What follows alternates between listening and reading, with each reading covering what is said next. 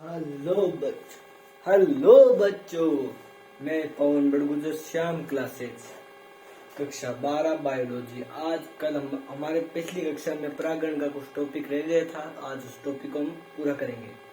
पहले हम पढ़ेंगे आज परागण लघु बीजाणु परागण लघु बीजाणु धानी। उस टॉपिक को हमने पिछले टॉपिक में हमने अधूरा छोड़ा था, आपको पता नहीं चला होगा। आज उस टॉपिक हम पूरा कर रहे हैं, ठीक है। परागण लघु बीजाणु के बारे में पढ़ेंगे आज। परागण लघु बीजाणु, यहाँ तक टॉपिक किया था हमने, ये टॉपिक रह गया था। अब पढ़ेंगे, ये देखो क्या होता है लघु बीजाणु, क्या होता है। ये गोलाकार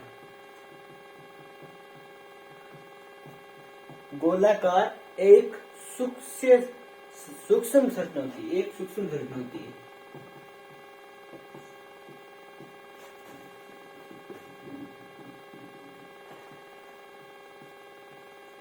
ठीक,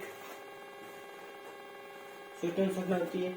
ये सभी पुष्प में अलग अलग आकार और आकृति, अलग अलग आकार एवं आकृति, अलग अलग आकार और आकृति, आकार व आकृति क्या होती है, अलग अलग आकार और अलग अलग आकृति हो सकती है। ठीक, और यह पुष्प के नर भाग पुंकेसर में परागकोश के भीतर स्थित लघु बीजाणुधानी के अंदर पाया जाता है। ठीक है, लघु बीजाणु जो कि आप देख सकते हैं, नर पुष्प का भाग होता है पुंकेसर है। पुंकेसर में परागकोश के भीतर स्थित लघु बीजाणुधानी होती है। ठीक है, परागकोश परागण नर कोशिके है। परागण जो होता है, परागण नर कोशिके है। परागण जो है नर कोशिके है, जो विकसित होकर नर युग्म बनाता है, जो विकसित होकर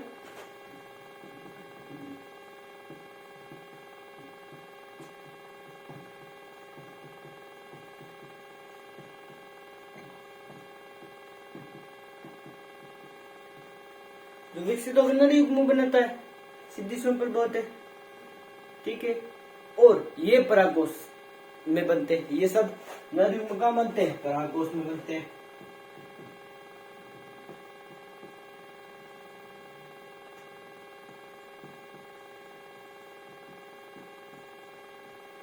कहाँ बनते हैं, परागकोश में बनते हैं। परागण एक कोशिका की संरचना होती है। परागण कितने कोशिका की संरचना होती है, परागकोश एक कोशिका की संरचना होती है।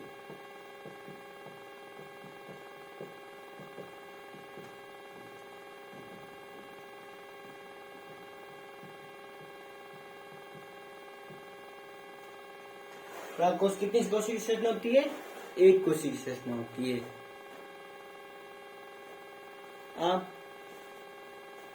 ठीक है, जो इनके चारों तरफ दोहरा आवरण पाया जाता है। इनके चारों तरफ दोहरा आवरण पाया जाता है। इनके चारों तरफ कौन सा आवरण पाया जाता है, दोहरा आवरण। चारों तरफ पाया जाता है दोहरा आवरण। ठीक है,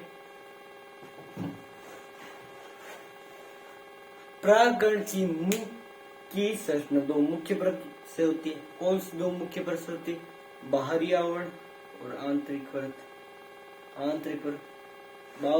बाहरी आवरण और कौन सी, आंतरिक संरचना।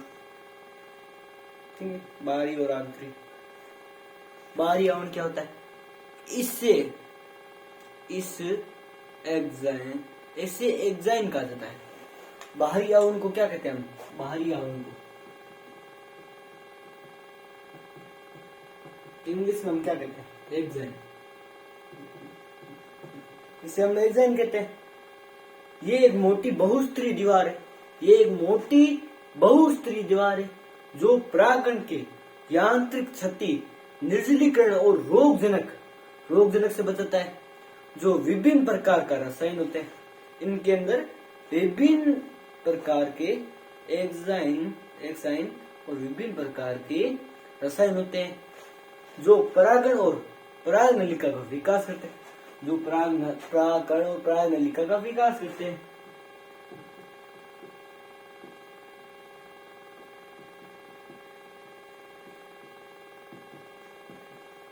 पराग नलिका विकास, मैं सीधा शॉर्ट टॉपिक दिखा रहा हूँ, विकास करते हैं। ठीक,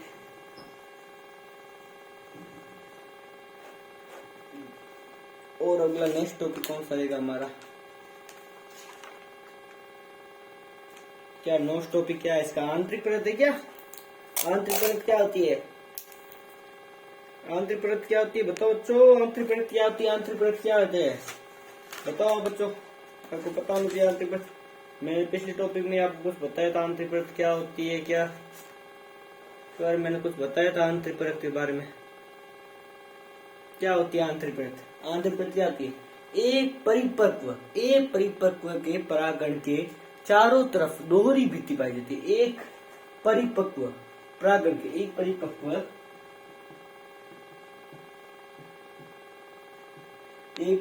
परागण, एक परिपक्व के परागण के चारों तरफ दोहरी भित्ति पाई जाती है। कौन सी भित्ति पाई जाती है परागण के चारों तरफ? दोहरी भित्ति।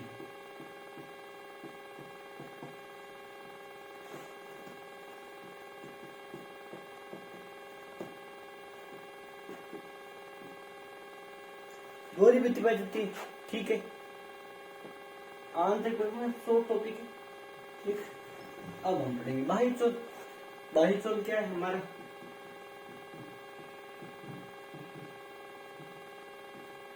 बाह्य चोल क्या है?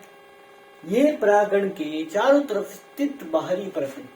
ये बाह्य चोल जो होता है हमारा, जो परागण के चारों तरफ स्थित बाहरी परत है, ये मोटी व खुरदरी होती है।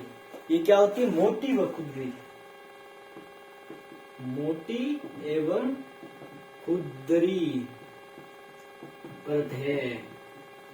ठीक है, ये एक बहुत मजबूत परत है।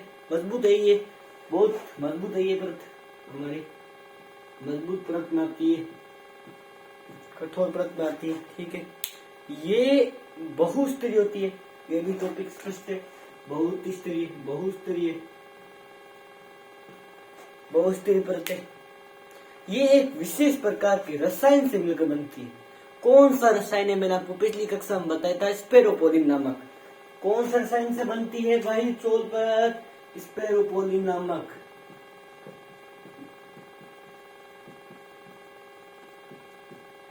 स्पेरोपोलिन से बनती है, मैंने आपको पिछली क्लास में भी बताया था। टॉपिक ये IMP है, आपको मैंने पिछली कक्षा में कहा था। ठीक, समझ आया? समझो। अब आंतरिक परत, वापस आंतरिक परत में बारे में। आंतरिक परत को क्या कहते हैं? आंतरिक परत को हम क्या कहते हैं? तो ये बताए क्या? इंट्रॉन। क्या होता है ये इंट्रॉन? क्यों कहते हैं हम? यह क्वेश्चन है। इंट्रॉन भी कहते हैं, क्यों कहते हैं आप बताना। ये एक पतली कोमल कोश परत है। ये पतली एवं कोमल है, कोमल परत है, कोमल परत है। ठीक है, ये एक पतली एवं कोमल परत है। ये एक स्तरीय परत, ये एक स्तरीय परत पेक्टोसेलस नामक रसायन से बनती है। ये पेक्टोसेलस नामक ये प्रोसेस है। ना वापस करते हुए मैं बता दूंगा।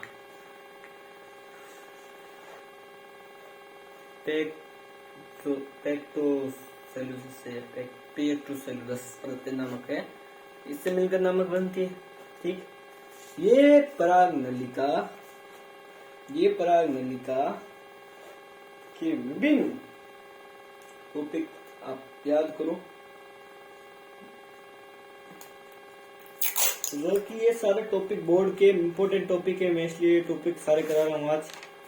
ये मैं सोच रहा हूँ आज परागण पूरा कंप्लीट करा दूँ आपका। परागण आपका सबसे छोटा टॉपिक होता है और बोर्ड में ये सबसे ज्यादा पूछा जाता है। ठीक, परागनलिका के परागनलिका बनाने में मदद करता है। क्या करता है परागनलिका बनाने में मदद? पता है आपको? मैंने आपको भी जो केमिकल बताया वो क्या बनाने में मदद करता है? परागनलिका बनाने में मदद करता है।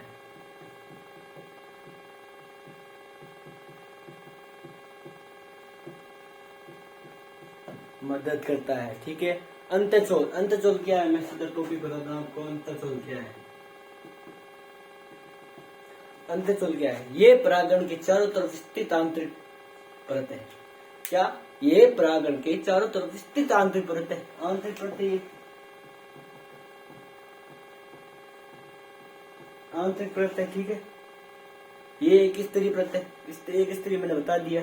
ये परागण के चारों तरफ बाह्य चोल के नीचे स्थित होती है। ये बाह्य चोल, अंतःचोल जो बाह्य चोल के जस्ट नीचे स्थित होती है, जस्ट अंदर स्थित होती है। ठीक है, ये पतली और कोमल होती है। इसकी सतह हमेशा चिकनी होती है। इसका निर्माण पेक्टिन पेक्टराइस नामक रसायन होती है। ठीक है, ये परागनलिका का निर्माण करती है। क्या? ये परागनलिका का निर्माण करती है। ठीक, सीधा सिंपल टॉपिक। मैं इसका फोकस निर्माण, इसका कौन सा निर्माण करती है? पेक्टाफिलोस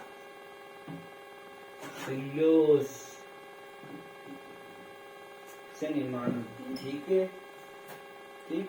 परागण की कार्य क्या है? परागण के कार्य क्या है? ये इम्पोर्टेंट है। परागण के कार्य पूछ सकता है आपको बोर्ड में। परागण की क्या है? पहले नर युग्मक का उत्पादन। नर युग्मक का उत्पादन,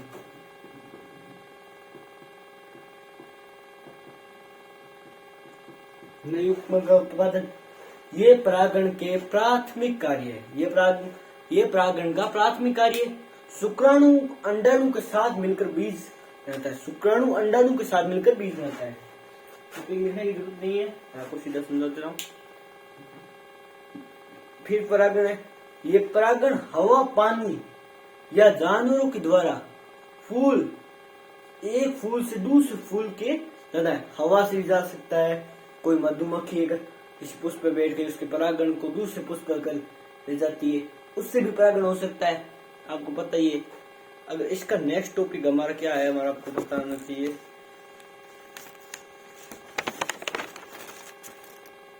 परागनली का निर्माण। परागनली का निर्माण कहाँ से होता है? परागनली का निर्माण जब परागनली का निर्माण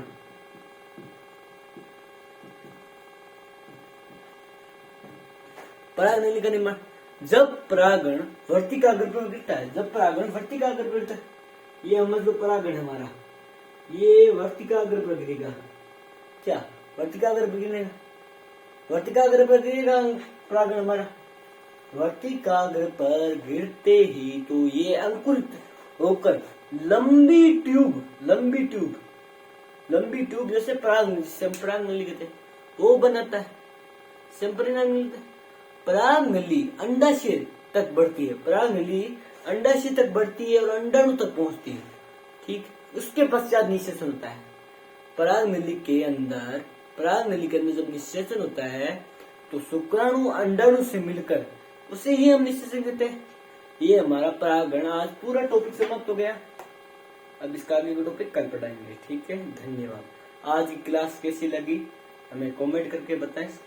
हमारे टेलीग्राम चैनल पर ज्वाइन हुए, व्हाट्सएप चैनल पे ज्वाइन हुए और Shri Shyam classes YouTube channel को लाइक करें, सब्सक्राइब करें। धन्यवाद। आज की क्लास आपको कैसी लगी? धन्यवाद।